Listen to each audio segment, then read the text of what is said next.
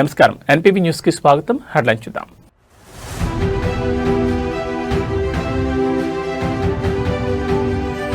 పొరపోరు ముగిసిన ఆగని వేట, మున్సిపల్ పీఠం కోసం మొదలైన రిసార్ట్ రాజకీయం.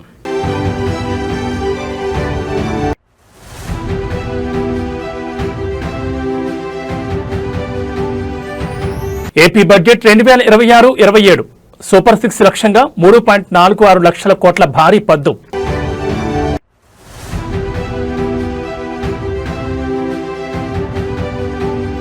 మళ్లీ పెరిగిన బంగారం ధరలు, కొనుగోలుదారుల ఆశలపై నీళ్లు చల్లిన అంతర్జాతీయ మార్కెట్లు.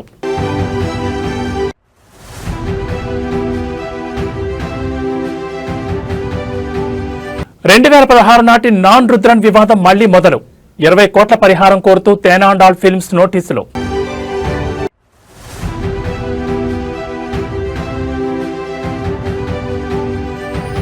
తెలుగు రాష్ట్రాల్లో హాయినిస్తున్న వాతావరణం, ఎండల తీవ్రత లేదు, వానల ఇబ్బంది అంతకన్నా లేదు.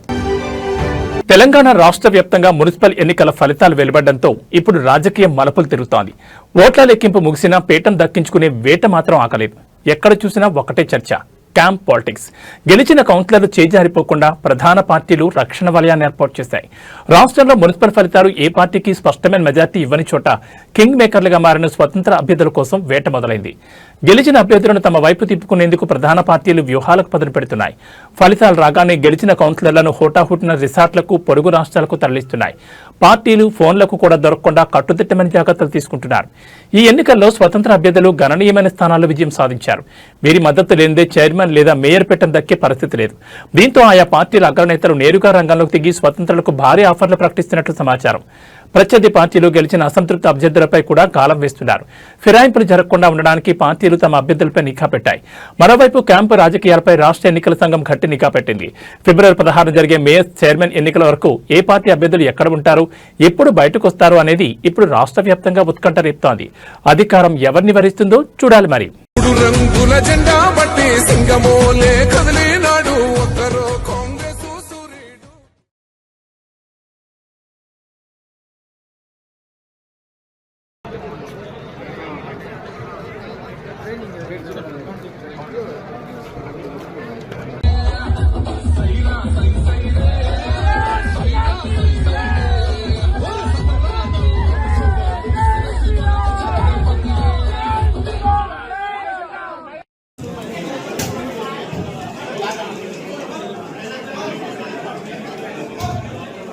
రాష్ట్ర రాజకీయం ఇప్పుడు సచివాలయం నుంచి ముఖ్యమంత్రి నివాసానికి మారింది.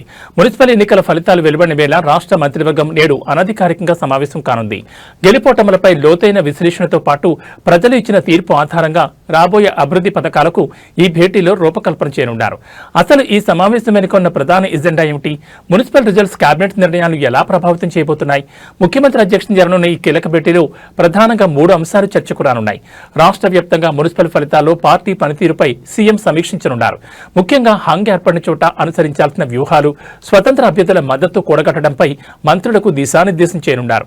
ఎన్నికల కోడ్ ముగియడంతో ఆగిపోయిన అభివృద్ధి పనులను పట్టాలెక్కించడంపై ప్రభుత్వం దృష్టి సారించింది. ముఖ్యంగా పట్టణ ప్రాంతాల్లో మౌలిక సదుపాయాల కల్పన కోసం కొత్త నిధుల కేటాయింపుపై చర్చ జరగనుంది. ప్రజలు ఏ అంశాల ఆధారంగా ఓటు వేశారనే దానిపై నివేదికలను పరిశీలించి రాబోయే రోజుల్లో సంక్షేమ పథకాల్లో చేయాల్సిన మార్పులపై కేబినెట్ నిర్ణయం తీసుకోనుంది. కేవలం రాజకీయాలే కాకుండా రాష్ట్ర ఆర్థిక పరిస్థితి మరియు పెండింగ్లో ఉన్న కీలక ప్రాజెక్టుపై కూడా ఈ అనధికారిక భేటీలో చర్చించే అవకాశం ఉంది. ఈ సమావేశం ముగిసిన తర్వాత ముఖ్యమంత్రి మీడియా ముందుకు వచ్చే అవకాశం కనిపిస్తోంది. మరి కేబినెట్ భేటీ తర్వాత వెలువడి ఆ కీలక నిర్ణయాలు ఏంటో తెలుసుకోవాలంటే మనం వేచి చూడాల్సిందే.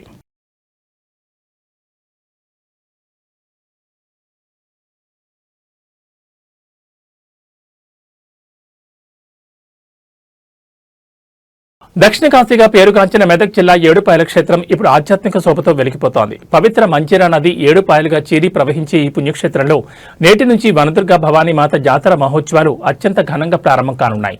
మహాశివరాత్రి పర్వదినాన్ని పురస్కరించుకుని 3 రోజుల పాటు జరిగే ఈ వేడుకలకు అప్పుడే భక్తజనం పోటెత్తుతోంది.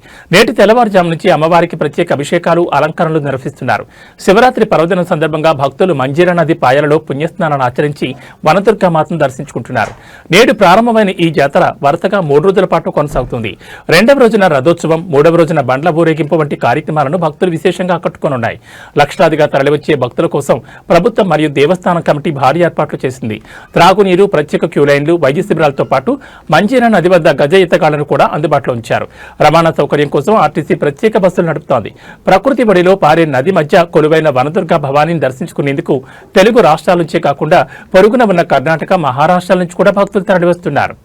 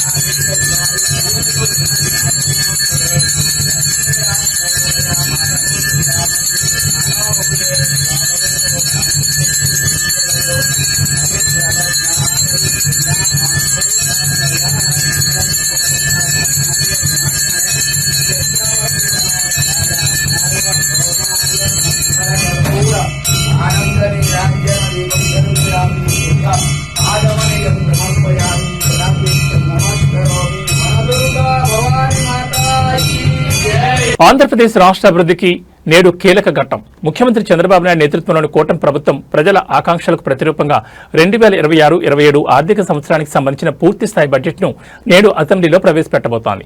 ఆర్థిక మంత్రి పయ్యావుల కేశవ్ సుమారు 3.46 లక్షల కోట్ల భారీ అంచనా వ్యయంతో రాష్ట్ర ఆర్థిక భవిష్యత్తును ఆవిష్కరించనున్నారు. ఎన్నికల హామీలు ఒకవైపు, రాజధాని అమరావతి, పోలవరం నిర్మాణం మరోవైపు. అసలు ఈ బడ్జెట్లో ఎవరికి ఏం దక్కబోతోంది? ఈసారి బడ్జెట్లో ప్రభుత్వం 3 ప్రధాన అంశాలపై దృష్టి పెట్టినట్లు స్పష్టమవుతోంది. ఎన్నికల్లో ఇచ్చిన సూపర్ 6 హామీల అమలుకు బడ్జెట్లో భారీగా నిధులు కేటాయించనున్నారు. ముఖ్యంగా తల్లికి వందనం, దీపం మరియు మహిళలకు ఉచిత బస్సు ప్రయాణం వంటి పథకాలకు సింహభాగం నిధులు కేటాయించే అవకాశం ఉంది. రాష్ట్ర జీవనాడి పోలవరం ప్రాజెక్టు పనులను వేగవంతం చేసేందుకు మరియు రాజధాని అమరావతి నిర్మాణ పనులను తిరిగి పట్టాలెక్కించేందుకు కేంద్ర నిధులతో పాటు రాష్ట్ర వాటాగా 1000 కోట్లు కేటాయించనున్నారు. సాధారణ బడ్జెట్తో పాటే ప్రత్యేక వ్యవసాయ బడ్జెట్ను కూడా ప్రభుత్వం ప్రవేశపెడుతోంది. రైతులకు పెట్టుబడి సాయం మరియు సాగునీటి మౌలిక సదుపాయాలకు ఈ పద్ధతిలో ప్రాధాన్యత ఇవ్వనున్నారు. మెగా డిఎస్సి నిర్వహణతో పాటు పారిశ్రామికాభివృద్ధి ద్వారా కొత్త ఉద్యోగాల సృష్టికి ఈ బడ్జెట్ దిశానిర్దేశం చేయనుంది. అప్పుల భారం ఉన్నప్పటికీ అభివృద్ధిని సంక్షేమంతో జోడిస్తూ ప్రభుత్వం ఈ బడ్జెట్ను రూపొందించినట్టు తెలుస్తోంది. మరి కాసేపట్లో ఆర్థిక మంత్రి అసెంబ్లీలో చదివే ప్రతి అంకె రాష్ట్ర భవిష్యత్తును ఎలా మార్చిపోతుందో చూడాలి. మరి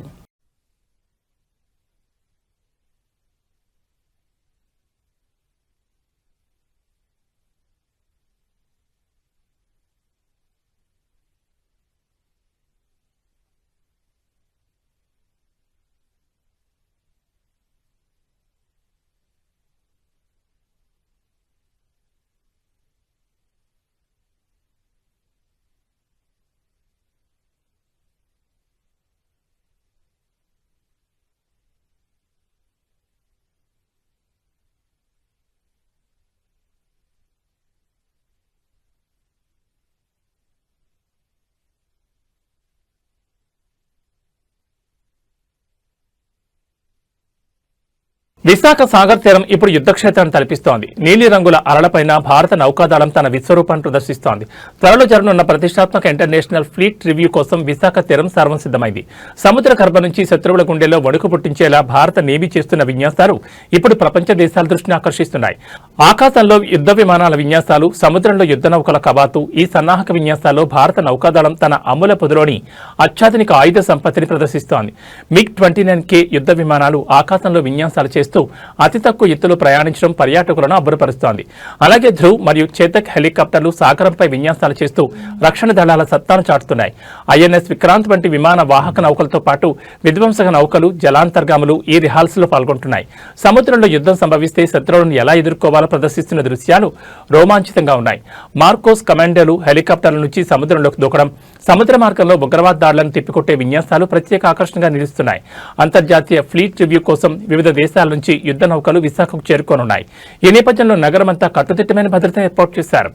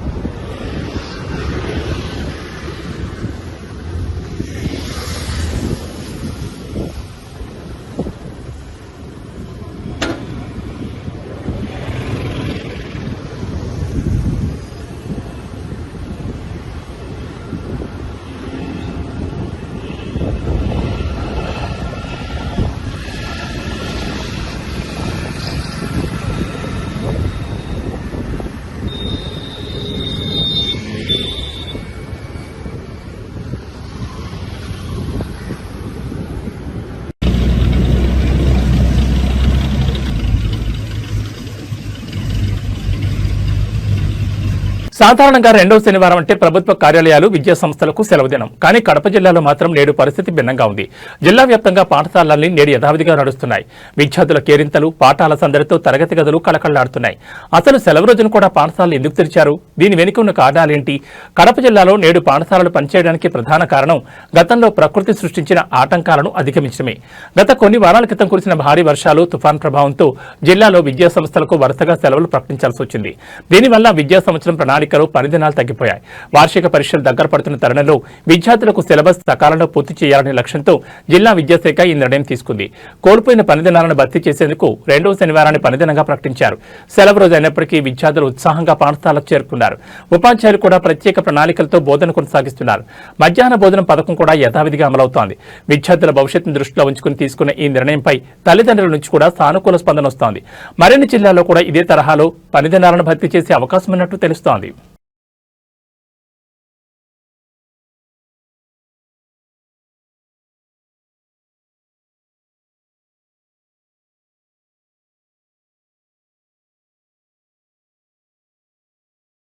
నేడు ఫిబ్రవరి 14 ప్రపంచమంతా ప్రేమికుల రోజు వేడుకల్లో ఉంటే భారతదేశం మాత్రం కంటతడి పెడుతూ తన వీరపుత్రులను స్మరించుకుంటోంది.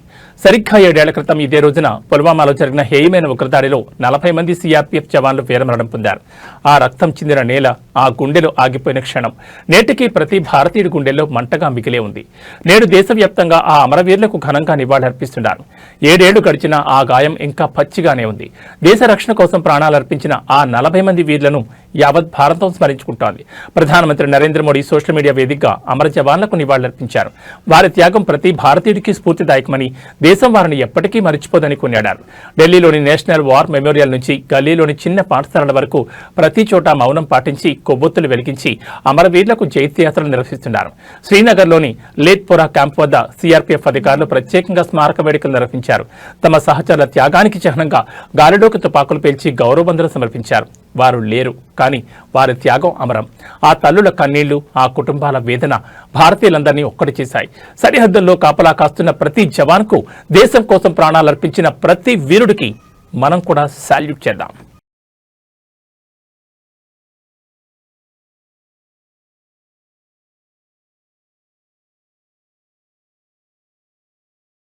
పసిడి ప్రియులకు ఇది చేదు వార్త. గత 2 రోజులుగా తగ్గుతూ వస్తున్న బంగారం ధరలు ఒక్కసారిగా మళ్లీ రూట్ మార్చాయి. తగ్గింది కదా ఇక కొందామనుకునే లోపే అంతర్జాతీయ మార్కెట్ల సెగ దేశీయ పసిడిపై పడింది. నేడు బంగారం వెండి ధరలు మళ్లీ పెరగడంతో సామాన్యులు బెంబేలెత్తిపోతున్నారు. అసలు ధరలు ఎంత పెరిగాయి? ఈ పెరుగుదల వెనుక ఉన్న అంతర్జాతీయ కారణాలేంటి? దేశీయ మార్కెట్లలో 10 గ్రాముల 24 క్యారెట్ల బంగారం ధర సుమారు 400 నుంచి 600 వరకు పెరిగింది. అలాగే ఆభరణాల తయారీలో వాడే 22 క్యారెట్ల బంగారం ధర కూడా స్వల్పంగా పైకి కదిలింది. బంగారం బాటలోని వెండి కూడా పయనిస్తోంది. కిలో వెండి ధరపై సుమారు 800 నుంచి 1000 రూపాయల వరకు పెరగడం కొనుగోలుదారులను నిరాశకు గురిచేసింది. అంతర్జాతీయంగా అమెరికా డాలర్ విలువలో మార్పులు, భౌగోళిక రాజకీయ ఉద్రిక్తతలు మరియు ఇన్వెస్టర్లు సురక్షిత సాధారణమైన బంగారంపై పెట్టుబడి పెట్టడం వల్ల ఈ పెరుగుదల కనిపిస్తోందని విశ్లేషకులు చెబుతున్నారు. ముందు పెళ్లిళ్ల సీజన్ ప్రారంభం కానున్న నేపథ్యంలో ఈ ధరల పెరుగుదల మధ్యతరగతి ప్రజలకు భారంగా మారేలా ఉంది. ధరలు ఇంకా పెరుగుతాయా లేక తగ్గే అవకాశం ఉందా అనే ఉత్కంఠ మార్కెట్ వర్గాల్లో నెలకొంది.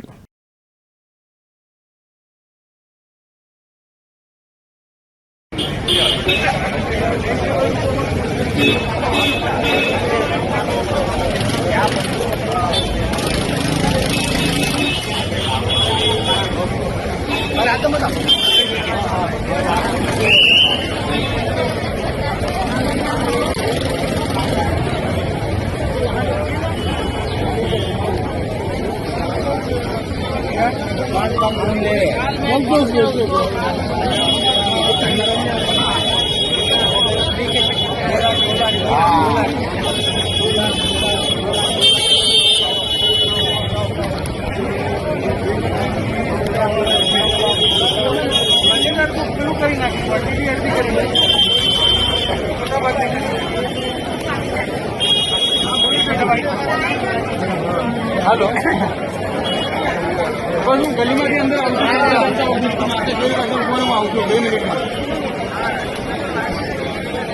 टू व्हीलर तो हमारे दोस्तों ने क्या मुश्किल है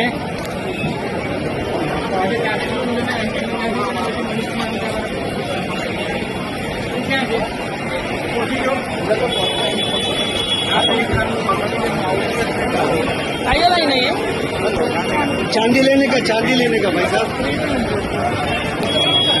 चांदी फ्री में मिलती है भाई, फ्री में। हाँ नारायण భారత ప్రధాని నరేంద్ర మోడీ అస్సాం పర్యటనకు వెళ్తున్నారు. ఈశాన్య రాష్ట్రాల ముఖ చిత్రాన్ని మార్చే దిశగా మరో భారీ ముందడుగు పడబోతోంది. సుమారు 5450 కోట్ల విలువైన వివిధ మౌలిక సదుపాయాల ప్రాజెక్టులను ప్రధాని నేడు జాతికి అంకితం చేయనున్నారు. అష్టలక్ష్మిలుగా పిలిచే ఈశాన్య రాష్ట్రాలను దేశాభివృద్ధికి ఇంజన్లుగా మార్చాలన్న లక్ష్యంతో సాగుతున్న ఈ పర్యటన విశేషాలు తెలుసుకుందాం. అస్సాం అభివృద్ధిలో నేడు ఒక చారిత్రాత్మక రోజుగా నెలకొంది. 5450 కోట్లతో నిర్మించిన కీలకమైన రైల్వే లైన్లు, జాతీయ రహదారులు మరియు గ్యాస్ పైప్లైన్ ప్రాజెక్టులను ప్రధాని ప్రారంభించనున్నారు. ఇది ఈ ప్రాంతంలో రవాణా వ్యవస్థను మరింత సులభతరం చేయనుంది. బ్రహ్మపుత్ర నదిపై నిర్మించిన వంతెనలు మరియు కొత్త విమానాశ్రయ టెర్మినల్స్ వంటివి ఈశాన్య రాష్ట్రాల మధ్య మరియు మిగిలిన భారతదేశంతో అనుసంధానాన్ని పెంచనున్నాయి. ఈ ప్రాజెక్టుల ద్వారా స్థానికంగా వేలాది మందికి ఉపాధి అవకాశాలు లభించడమే కాకుండా పర్యాటక రంగం కూడా పుంజుకుంటుందని నిపుణులు విశ్లేషిస్తున్నారు. ప్రాజెక్టుల ప్రారంభోత్సవం అనంతరం ప్రధాని ఒక భారీ బహిరంగ సభలో ప్రసంగించనున్నారు. ఈ సందర్భంగా లుక్ ఈస్ట్ పాలసీ నుంచి యాక్ట్ ఈస్ట్ పాలసీ వరకు ప్రభుత్వం సాధించిన విజయాలను ఆయన వివరించనున్నారు. ఈశాన్య భారతంపై కేంద్ర ప్రభుత్వం ప్రత్యేక దృష్టి సారించిన తరుణంలో ప్రధాని తాజా పర్యటన అత్యంత ప్రాధాన్యతను సంతరించుకుంది. साथियों, हमारी संस्कृति कहती है हर शुभ कार्य से पहले स्वस्ति वाचन, मंगल की कामना, शुभ का संकल्प, वेद का मंत्र हमें दिशा देता है। आनो भद्राः क्रतवो यन्तु विश्वतः, अर्थात कल्याणकारी विचार हर दिशा से हम तक आते रहें, यही इस भवन की आत्मा होनी चाहिए। भारत के महान लोकतंत्र में जनता के विचार ही हमारी शक्ति है। जनता के सपने ही हमारी पूंजी है। जनता की अपेक्षाएं हमारी प्राथमिकता है। जनता की आकांक्षाएं ही हमारा मार्गदर्शन है। इन भावनाओं और इस भवन के बीच कोई दीवार नहीं होनी चाहिए, कोई दूरी नहीं होनी चाहिए। जब आप जनता के सपनों को समझेंगे तभी नीतियां जीवंत होगी। जब आप जनता की आकांक्षाओं को महसूस करेंगे तभी निर्णय प्रभावी होंगे। पिछले 11 वर्षों में हमने गवर्नेंस का एक नया मॉडल देखा है, एक ऐसा मॉडल जहां निर्णय का केंद्र भारत का नागरिक है। नागरिक देवो भव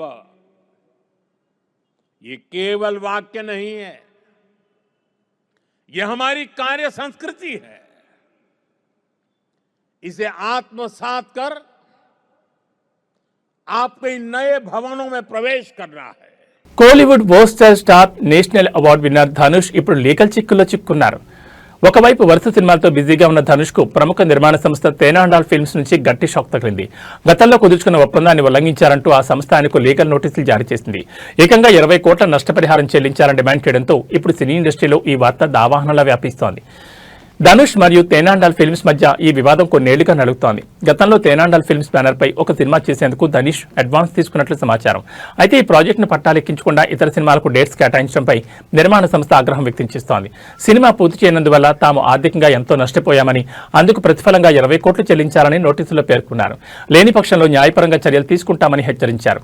ఇప్పటికే ఈ వివాదం తమిళ ఫిల్మ్ ప్రొడ్యూసర్స్ కౌన్సిల్ దృష్టికి వెళ్లింది. కొంతకాలం క్రితం ధనుష్ పై రెడ్ కార్డ్ జారీ చేయాలనే ఆలోచన కూడా జరిగిన సంగతి తెలిసిందే. ఇప్పుడు నేరుగా లీగల్ నోటీసులు రావడంతో ఈ వివాదం ముదిరినట్లు కనిపిస్తోంది. మరోవైపు ఈ నోటీసులపై ధనుష్ టీం ఇంకా అధికారికంగా స్పందించలేదు. అడ్వాన్స్ తిరిగి ఇచ్చేస్తారా లేక ఆ సంస్థకు సినిమా చేసి పెడతారా అనేది ఇప్పుడు సస్పెన్స్ గా మారింది. ఏదేమైనా ఈ లీగల్ వార్ ధనుష్ కెరీర్ పై ఎలాంటి ప్రభావం చూపుతుందో చూడాలి మరి.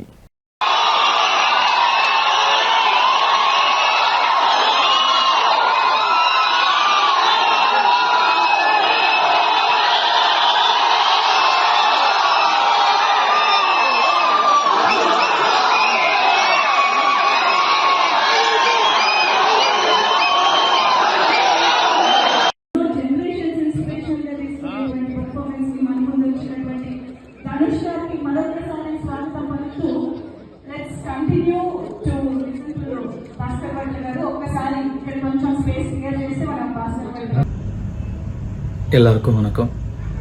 ராயனுக்கு அப்புறம் நான் டைரக்ட் பண்ண படம் நிலவுக்கு என் மேல் என்னடி கோபம் நாளைக்கு ரிலீஸ் ஆகுது. இந்த படத்தை எடுக்கும்போது நாங்கள் எந்த அளவுக்கு என்ஜாய் பண்ணி சந்தோஷமாக ஜாலியாக எடுத்தோமோ அதை பார்க்கும்போது நீங்களும் அந்த அளவுக்கு என்ஜாய் பண்ணுவீங்க நான் நம்புகிறேன். இந்த படத்தில் நடிச்சிருக்கிற இளைஞர்கள் அத்தனை பேரும் அவங்களுடைய எதிர்காலத்தை நோக்கி பார்த்து காத்துட்ருக்காங்க.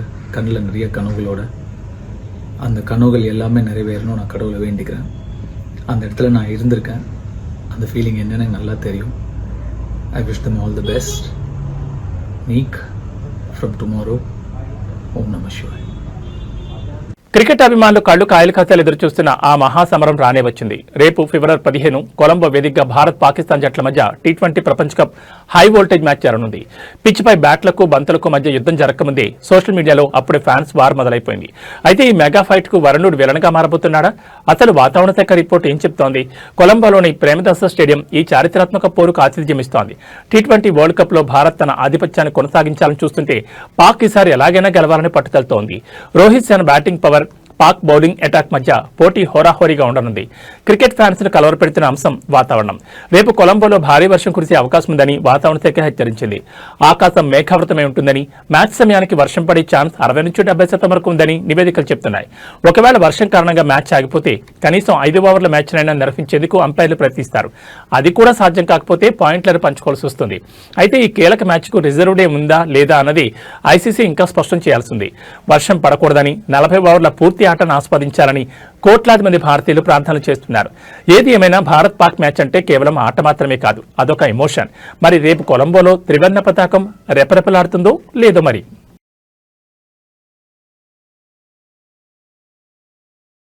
అటు రాజకీయాలు ఇటు బడ్జెట్ వేడితో రాష్ట్రం అట్టడుగుతున్న ప్రకృతి మాత్రం మనకు కొంత చల్లని కబురు చెప్తోంది. తెలుగు రాష్ట్రాల్లో వాతావరణం ఇప్పుడు ఎంతో ఆహ్లాదకరంగా మారింది. ఎండల తీవ్రత లేదు, అటు వర్షాలు ఇబ్బంది లేదు.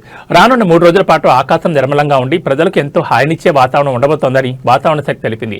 హైదరాబాద్తో పాటు తెలుగు రాష్ట్రాల్లోని ప్రధాన పట్టణాల్లో వాతావరణం చాలా ప్రశాంతంగా ఉంది. గరిష్ట ఉష్ణోగ్రతలు సాధారణంగానే ఉన్నాయి. హైదరాబాద్ సహా ప్రధాన నగరాల్లో టెంపరేచర్ 32 డిగ్రీల సెల్సియస్ వరకు నమోదయ్యే అవకాశం ఉంది. రాత్రి వేళలో మరియు తెల్లవారుజామున వాతావరణం చల్లగా ఉండి పగటి పూట వెచ్చగా ఉన్నప్పటికీ ఉక్కపోత నుంచి ఉపశమనం లభించనుంది. రానున్న 3 రోజుల పాటు ఆకాశం చాలా స్పష్టంగా ఉంటుందని వాతావరణ కేంద్రం వెల్లడించింది. దీనివల్ల వారాంతం సెలవుల్లో బయట తిరిగే పర్యాటకులకు శుభకార్యాలు జరుపుకునే వారికి ఎలాంటి ఆటంకాలు ఉండవు. ప్రస్తుతం గాలిలో తేమ శాతం తక్కువగా ఉండి పొడి వాతావరణం నెలకొంది. దీనివల్ల ఫిబ్రవరి 2వ వారంలోనే వేసవి రాకం తలపిస్తున్న ఉష్ణోగ్రతల అదుపులోనే ఉండడం ఊరటనిచ్చే అంశం. ఒకవైపు పుల్వామా అమరుల స్మరణ, మరోవైపు ఏడుపాయల జాతర వంటి ఆధ్యాత్మిక కార్యక్రమాలతో సందడిగా ఉన్న ఈ సమయంలో వాతావరణం కూడా అనుకూలించడం శుభపరిణామం. ప్రయాణాలు ప్లాన్ చేసుకునే వారికి ఇదే సరైన సమయం.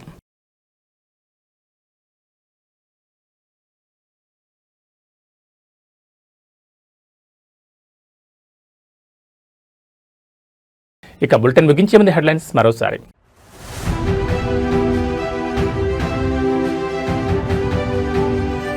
పొరపోరు ముగిసిన ఆగని వేట, మున్సిపల్ పీఠం కోసం మొదలైన రిసార్ట్ రాజకీయం.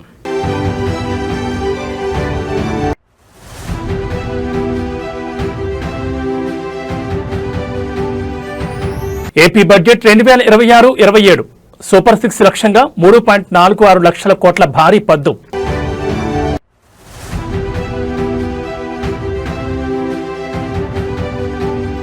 మళ్లీ పెరిగిన బంగారం ధరలు, కొనుగోలుదారుల ఆశలపై నీళ్లు చల్లిన అంతర్జాతీయ మార్కెట్లు.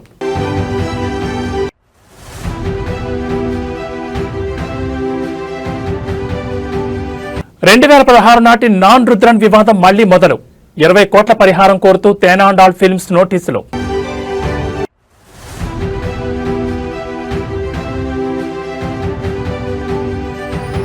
తెలుగు రాష్ట్రాల్లో హాయినిస్తున్న వాతావరణం, ఎండల తీవ్రత లేదు, వానల ఇబ్బంది అంతకన్నా లేదు. ఇవి బులెటిన్ విశేషాలు. నమస్కారం.